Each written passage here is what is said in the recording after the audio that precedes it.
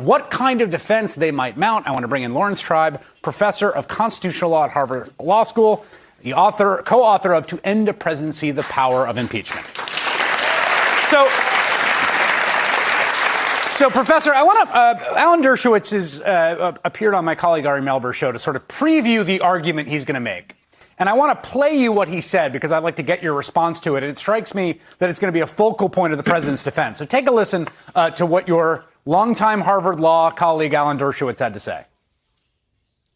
Abuse of power, even if proved, is not an impeachable offense. That's exactly what the framers rejected. They didn't want to give Congress the authority to remove a president because he abused his power. They have to prove treason, they have to prove bribery, or they have to prove other crimes and misdemeanors.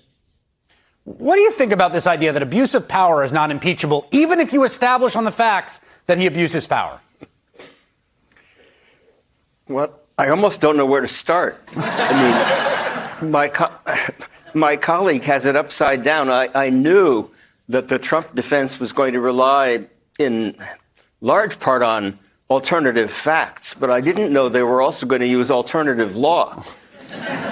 There is no legal principle that says something has to violate a federal criminal statute in order to be impeachable.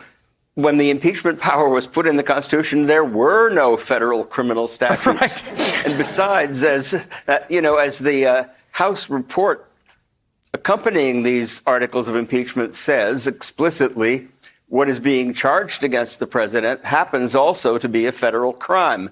It's called felony bribery. And on top of that, yesterday we learned from the General Accountability Office that the president is indeed breaking the law, the Impoundment Control Act. So that's why I say I don't know where to start.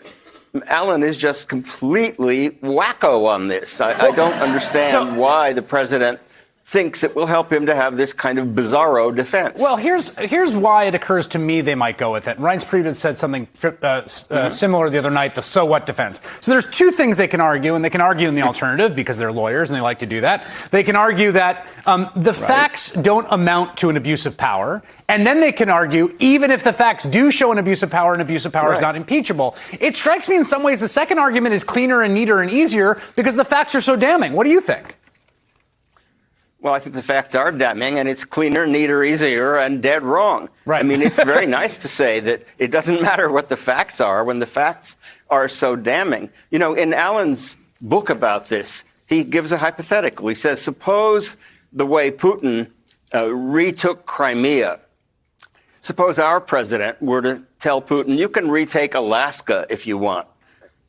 That would be pretty bad, says Alan Dershowitz.